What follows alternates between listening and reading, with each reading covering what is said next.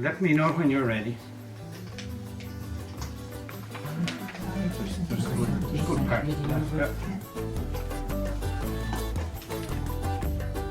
Right, we're ready, Sean, you ready? Yeah. Okay, I'll count you, reverse count. 3, 2, and 1. Nora! It's me! Nora! That's better. I'm coming. Do you want a cuppa? Alright, I'll have a quick one. I can't stay long.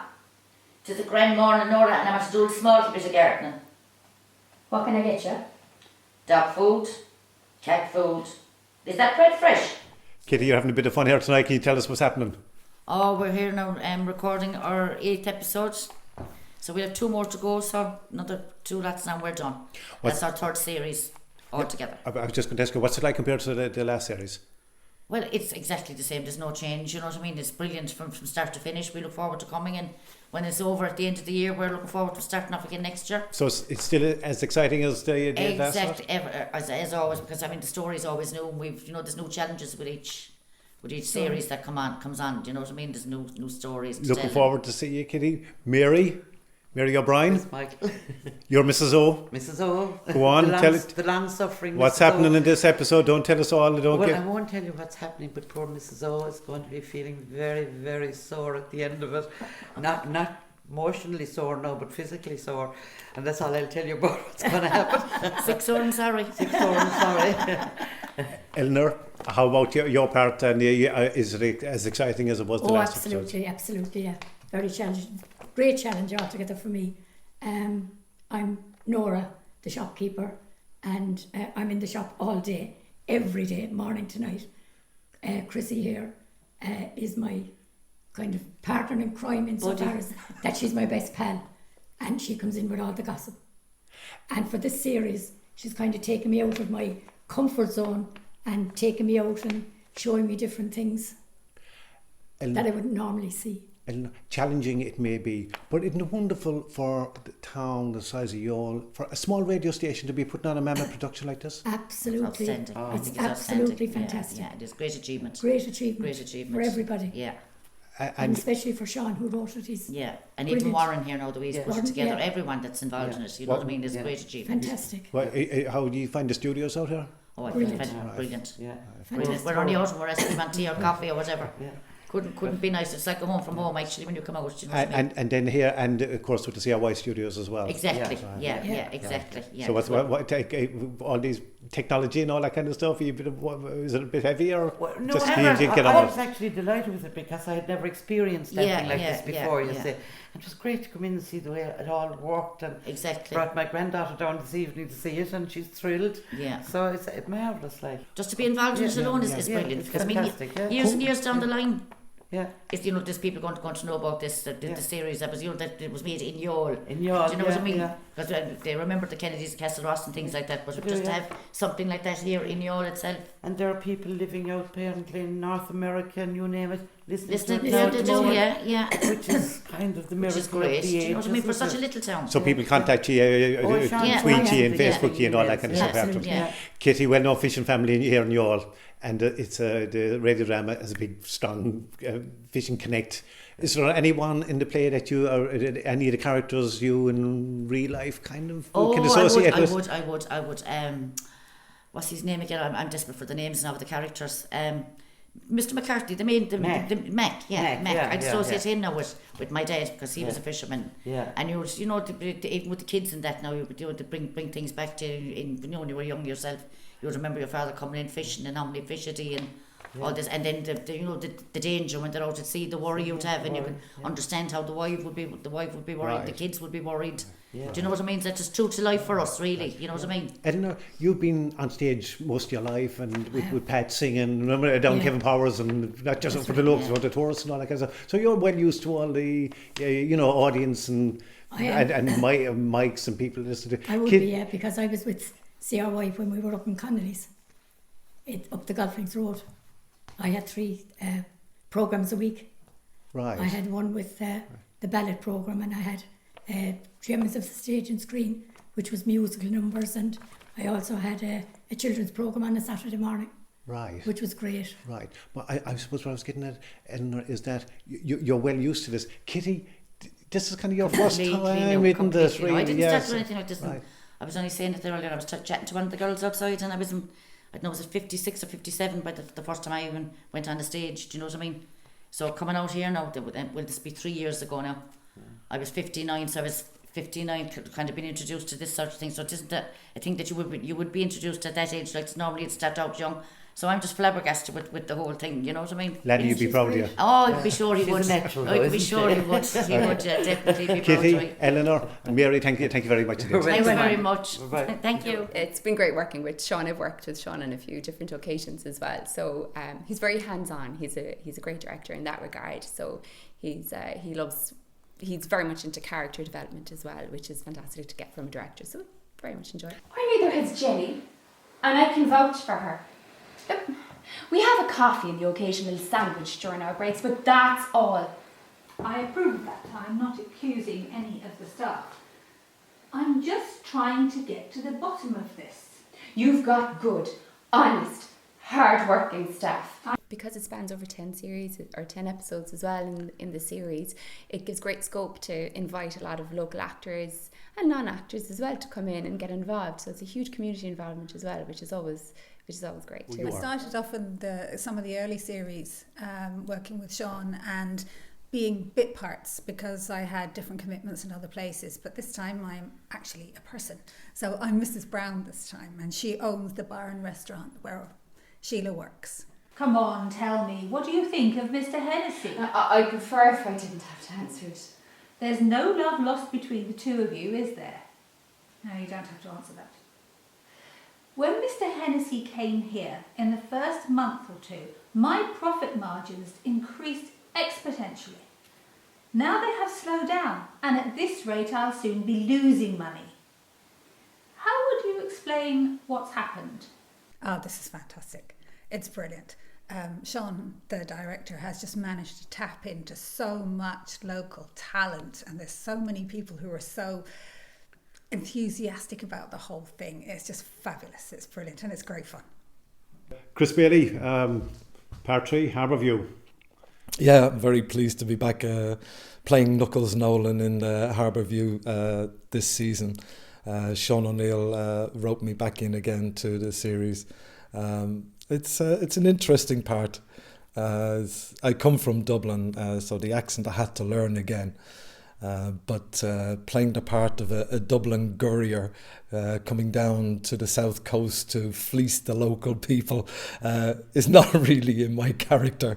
It's an interesting part to play, quite different from anything I've done before. But surely, Knuckles, you've settled down a bit now and blended in with the locals. Don't tell me you're still a nasty piece of stuff, Knuckles, are you? Well, are you talking about me personally or about the part of Knuckles? We'll go with the part. We'll go with the part, okay. Well, no, Knuckles is not settled in Youghal. Knuckles came to Youghal to try and make some money, some easy money by extorting it from local businesses, particularly Mossy, who owns a pub in Youghal, I believe. It's an interesting part. It's something that I was able to really get my teeth into. And it's great working with the cast that we're here on the other two series as well. I just say this is the sergeant. No, no, as if you're going to say, I'll get Chris to clip you. Oh, yeah. This is Sergeant Clipham. Right. Okay, right, back up there. Don't be long. It's about bleeding time you answered. Is this Knuckles? Who's this? This is Sergeant. What are you doing upstairs? Okay, so all that course there, Chris. As soon as you hear Sergeant, turn it off. Turn. I turned the phone off. Oh yeah. All right, okay. Clip immediately. When you hear this is Sergeant, start and then what are you doing upstairs? Come on. Yeah, you're back with more or less with a lot of the old crew and of course Sean as director again. Yes, indeed. The only person that's changed really is Mossy. I believe that the original Mossy couldn't play the part this series, so we have Michael Reardon playing the part. Chris, what else is happening in the acting business with you? Well, Youghal Little Theatre are putting on the 1916 pageant, which is a big week-long event coming up at the end of July. It's based on the life of James Connolly, and it was written by Michael Danton, who's an Australian writer living here in Youghal. He's done a great job on it. Coming from Australia, his research is impeccable. He's writing the life and times of James Connolly, in particular his association with Youghal, where he was stationed as a young British soldier before he saw the light and converted to the Irish cause and the downtrodden. So James Connolly was actually a British soldier based in Youghal. Yeah, I've actually learned an awful lot about one Irish hero, James Connolly, while doing this. His life is very interesting and varied. He lived in Edinburgh. He lived in Liverpool. He joined the British Army. He was stationed in Youghal, in Cove and in Cork City before he went to America, where he joined the labour movement and aided the plight of underprivileged Irish and Italian workers. So he is a very interesting character. Can't wait to see who we cast in that part. Chris, we're going from Knuckles to James Connolly. What other acting parts are you doing? Well, I'm not playing the part of James Connolly. I'm playing the part of an Irish doctor, a Dr. Shippen, who's a turncoat and an informer for the British Army. God, what am I getting myself into? And also we're doing another play, which is Many Young Men of 20 with Harmony. I'm not sure if I've got a part in that yet. We only did the reading on Monday night. It's nice to get back working with Sean O'Neill. He gave me my first break in acting with The Passion 3 years ago, and it's something I really love. They're coming for you. It's not for me. They're gone past. Put the kettle down. You ought to put it down yourself. What's keeping Compo? They should have been here by now. Phone him. He's not answering. You should never send a boy to do a man's job. Yeah, you should never have come here in the first place. The quicker they come, the quicker we'll be out of here. And I'll be glad to see the back of ye. Same bleeding here. I can't stand this waiting. Why don't you try and phone him again? Anything to keep you happy. It's a great thing for a small town, and it's something that I'm sure a lot of towns would be envious of. We have our own radio station here with CRY 104 FM. This is the third season of the radio play. Fortunately, we got the funding for it again this year. I don't know if it's going to carry on after this. But Youghal is a wealth of talented singers, dancers and actors. And if you haven't tried it, get out and try it. Kieran, this is the third episode of Harbour View. How is it faring out compared with the other episode 1 and 2? Well, he said without going into the plot or anything, no, but you have to say that, it's a great bunch of people to work with. Sean is doing a great job. The writing is fantastic. And I think people are going to enjoy this if not more, What was the reaction with the other episodes? Well, I've heard nothing but good. Anybody that's talked to me, they said that, they usually enjoyed it. And it's even got out onto the internet or whatever, and we've heard reports back from around the world as well that they've enjoyed it as well, so you never know. And it's all about the script. Well, exactly that. When you have good script, it's easy to act it. And working with Sean again? Well, Sean is a pleasure to work with. Always was. So I'm delighted to be back for the third time, and you said if it keeps on going, I'll keep on going. Kieran, you've done a small bit of acting locally on the stage. What's it like doing this recording and a radio doc? Well, on the radio documentary, I find it's a small bit easier because you see you're working off a script. When you're working on stage, you have to learn the lines and then you have to do the acting, and so that, there's facial and emotional expressions or whatever. Whereas with the radio, you put it into your voice. So it's, but it's very, very enjoyable because it's different. We'll take it from... Massey, I have him! Go back to your mother! Ben Serge! Get off me, you pigs! I've got rights! The likes of you have no rights! Garner, you heard me reading his rights. Of course I did, Sarge. No, you're learning. Sarge, I've got the knife. Good, he won't see the light of day for a long time. Get him out of here! Right, Sarge. Everyone seems to be enjoying it, Kieran, but also it's a great opportunity as well, isn't it, for people, amateur theatre players, professionals, they all mixing together. Well, with the different things that I've done now is that I did a dramatic part with Sean not so long ago, The Passion. But I kind of had a background in musicals, and you can say that this is the first radio thing that I've done in the third series now. And as well as that, getting to experience this place out here is something else as well, to consider that you have such a modern setting inside the town. It would make you proud, really, like, because you have, you can get bands now and CDs and everything else done out here, as well as radio shows. It's a partnership effort. With Sean working with Claycastle, working with CRY, working with the Irish, is it the Irish Radio Board or and it's great that, as we said, it's been recognised now, because they're getting the funding and it's moving on. It's a great job. It's great to see it for the town. Hello, Michael. We're at Harbour View, Part 3.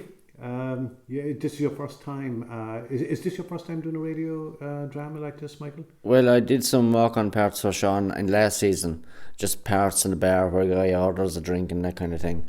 But this is my first time doing a proper character in the Harbour Views. Who are you playing? Mossy O'Callaghan. Mossy is an ex-army guy. He's retired from the army, but his main things to do every day is drink Guinness and back horses and do as little as he can. But he does be asked now and again with his friends to do jobs, and every time he does be asked to do something, he'll always answer with the same answer. He will say, yeah, I'll do it tomorrow. But he never does. He's a bit of a character. How is it playing the part of drinking a Guinness and backing the horses? Do you know anything about that yourself? No, I don't drink Guinness myself. I drink cider actually, but I do follow the horses. But I wouldn't be a gambler. I wouldn't be a fella for putting on the bets. But Mossy is about 20 years older than me, I'd say, and he's 6'6". So I'm only 5'6", so it's a bit of a struggle, not a struggle, a challenge for me sometimes to bring my vocals up and be bigger man than I actually am. What's it like working with the gang here, Mike? Yeah, it's great. It's a very relaxed atmosphere here. There's never any hassle or tension or anything. Even if people are late, and I usually am, I never get any flack. Just a bit of a banter. But yeah, it's totally different to performing on the stage. But it's more relaxed, I think, and you don't be under as much pressure to learn lines. You can just have it there in front of you and read it off, and it's quite enjoyable. From the small bit I've heard here, Mike, the script seems pretty damn good. It is, yeah. It's very entertaining at times, very moving at times, and it moves very quickly, and you have to be on your toes. But yeah, it's very entertaining and interesting at times, yeah. And Sean O'Neill, no better man than keeping you on your toes? Absolutely, yeah. He wouldn't let you get away with much now, to be honest with you. Like, you think you have it rehearsed properly and learned off, but he'll go over it and over it and over it and over it. But he'll listen to you if you have questions, and you listen to him, and there's a great bit of a process going on, and it always works out in the end. And he sounds like a perfectionist, professional. He's professional, yeah. He's a professional, so he likes to get everything right. But he, at the same time, he won't work you too hard. Like, he'll let you enjoy the script as well. It's good to see this type of production here. So for the small radio stations, Y104 FM, to pull off something like this, and the Claycastle Recording Studios and yourselves. Yeah, it's great really for the community. To have something like that, and it's an unusual thing. You don't see that in many communities, I'd say, but it is quite a thing for the station to have a group of people come in every week and perform this, and under Sean's tuition and direction. And it's quite an achievement for the radio station and for the people around, because it gets a lot of people involved from the town, even doing small parts and coming in regularly to do them. So it's fun for them, and it's really good to make friends and everything. The people to get to know each other as well from around the area. Sean, lots of excitement out here in Claycastle tonight, Sean. Oh, there's always excitement here, but when we're recording, and there's excitement before it.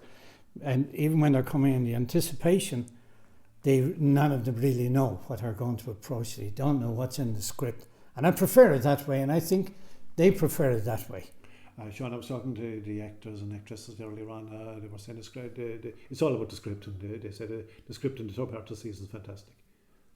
Oh yeah, well, it is. It begins with the script. It always begins with the script, and then again, you need the actors, and you need a director. But it usually, I'm a great believer that it does begin with the script, and there's so much you can't do anything with a bad script. It's as simple as that. Doesn't matter how much.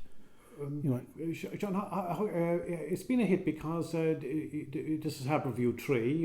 It is. Harbour View 1 was a success, 2 was even bigger, and now you're here, well into the third part of the, past the halfway mark in the third, Harbour View 3. Why is it so popular? See, what usually occurs is that we were hoping we would get Series 3 going. Now, what occurs is that